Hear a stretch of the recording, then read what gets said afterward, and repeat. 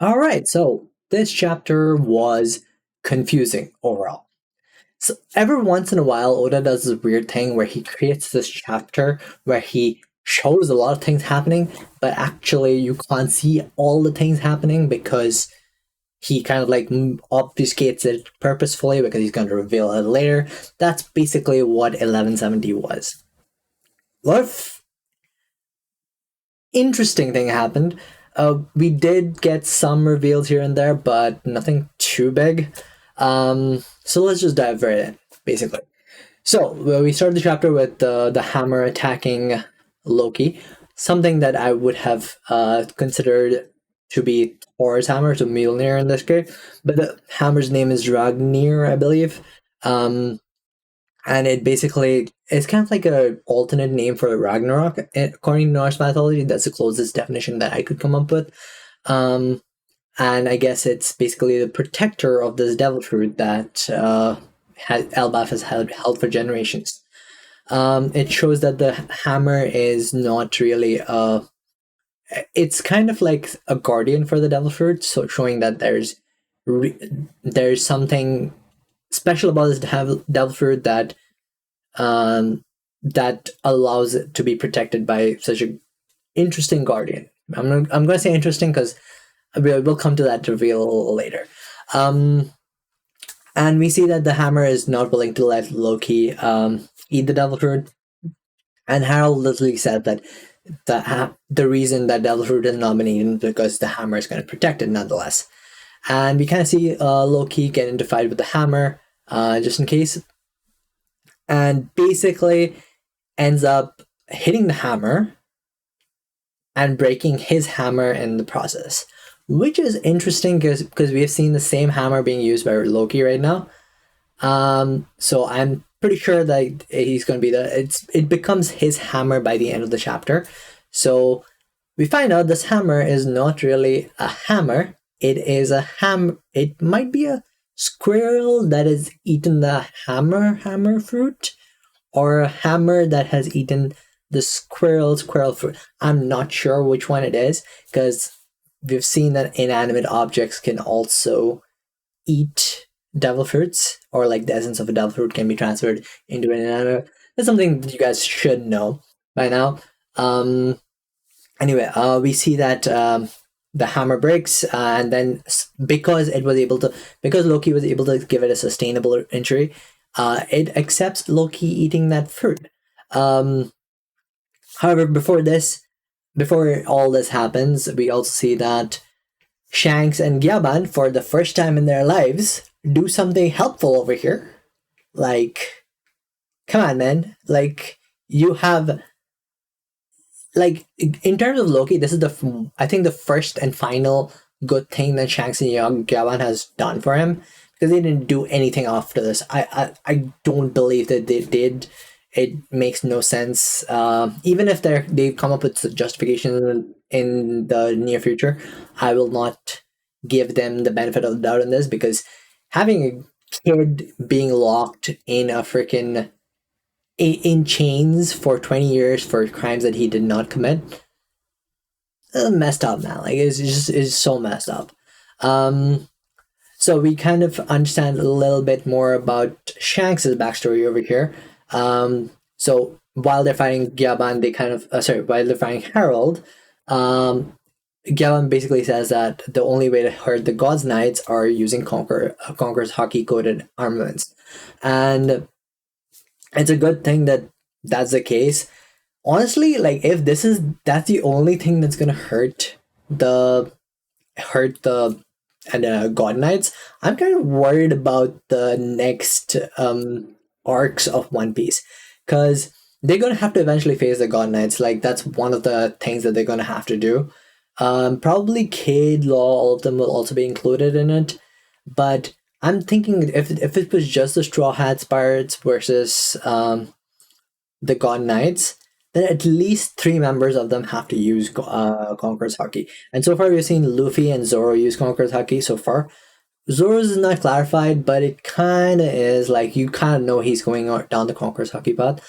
But I would love to see Sanji use Conqueror's Haki. I would love to see Usopp use. I would actually like to see Nami and Robin also. I would like to see every member of the future Pirate King's crew to use Conqueror's Haki, because that would be freaking cool. Like a crew of Conqueror's Haki people. That would be freaking amazing. Anyway, we see that Gavan literally says that the only way to hurt these guys is to use Conqueror's Haki coded armaments, and it doesn't really hurt. It doesn't hurt them. Physical injuries are not there, but their regeneration takes a toll, and you can incapacitate them. You can't kill them, but you can incapacitate them. We also see that what was his name? I just prefer to call him Shitstain. But just to give context, it's Shanks' dad. Yeah, basically his royal Shitstain basically tried to get Shanks back a couple of times, and he did not really. And Roger's crew basically said no to them multiple times and beat Somers' ass a couple times, which I'm so glad to hear, because Somers was a dick all throughout, and I'm so glad that they were able to like kick his ass a couple times. He needs to be humbled tenfold times than ever. Anyway, now comes to the confusing part. The reason I think that this chapter was so confusing, and the fact that Oda does these chapters once in a while just to like obfuscate stuff, is after Loki eats the devil fruit, we see some changes happen to him, but most of the changes that we see are completely like blocked out. It's like a redacted version of the events that happened. We do not know yet what this fruit can do. It shows a certain change in the physical appearance of Loki, and given the fact that Loki is considered like he can befriend animals, I'm pretty sure it's something to do with animals, because the animal was technically guarding this fruit as well. So I think it has to do it's either Logia that has not Logia. It's either a Zoan that has control over animals, or it itself is a animal. It might not be a mythical Zoan. Honestly, these are just conjectures. I'm just going by Loki's affiliations with animals in general, and I think it has something to do with animals, or it could be something to do with weapons. And all the animals that we've seen Loki interact with right now are actually weapons who have eaten animal type fruits, which would be pretty cool, because having an animal, that's a freaking great idea. Like an arsenal of weapons that have animal properties on them, and Loki can use them all. That would be freaking cool. That's a very cool concept if we're going along that part. But anyway, that's enough of conjecture. We see that Loki kind of ends up beating Harold to the point where Harold can regain some of his senses, and he basically acknowledges that Loki also has Conqueror's Haki, which leads to some credibility that Loki might be joining Straw Hats. Honestly, we want every new character to be joining the Straw Hats.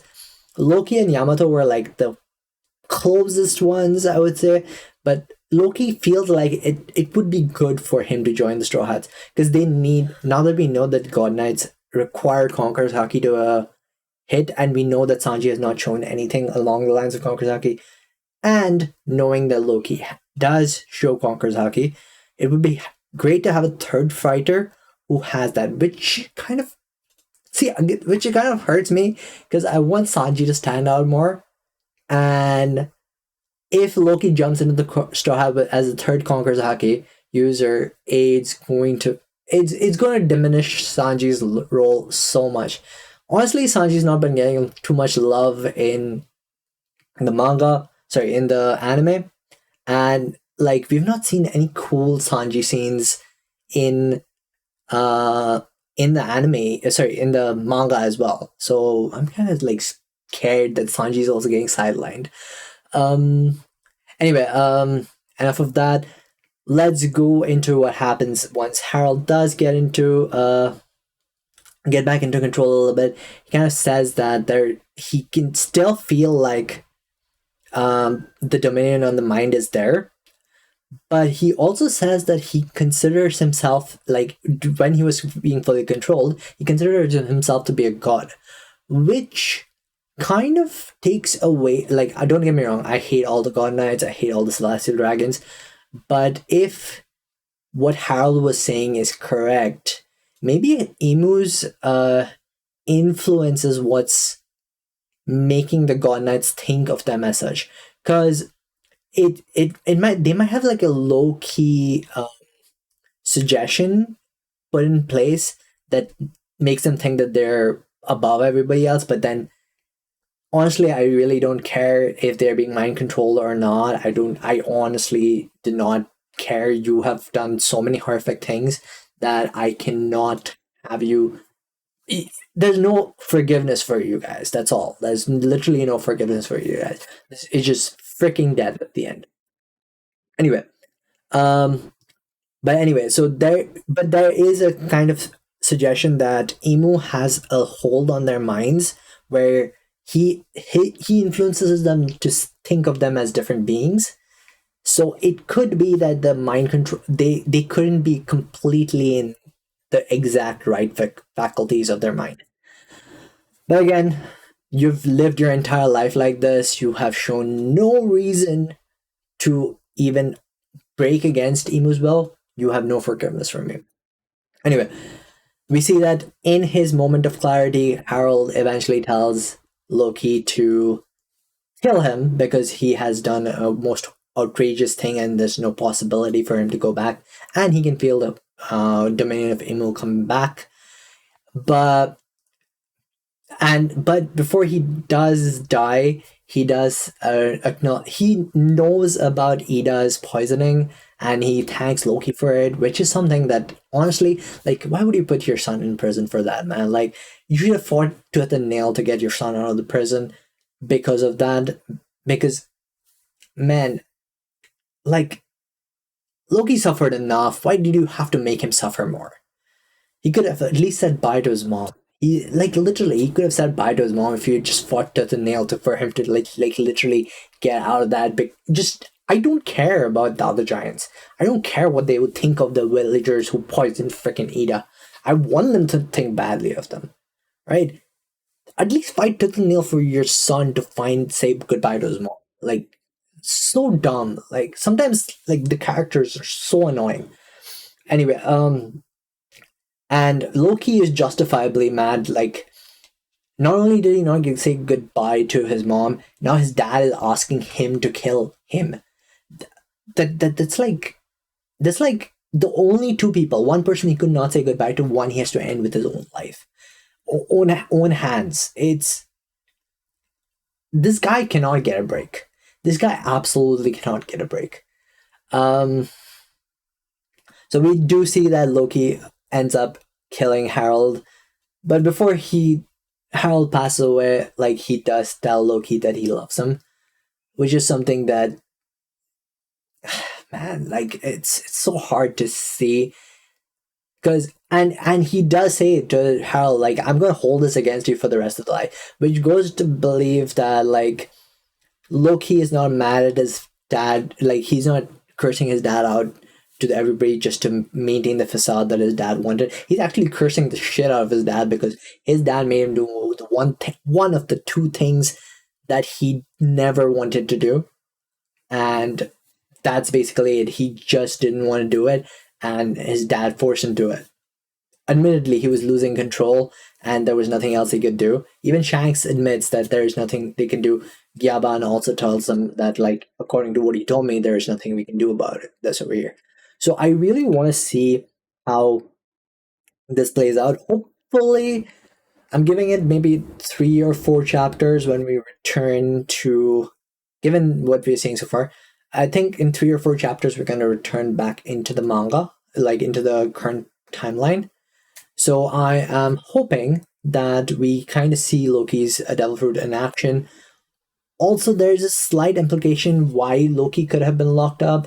Now that I think about it, it could be that Emu can transfer the seal, the deep sea contract, to the person who killed the person. So it could be that Loki is under a deep sea contract. This is just conjecture. I'm just thinking of like what could happen.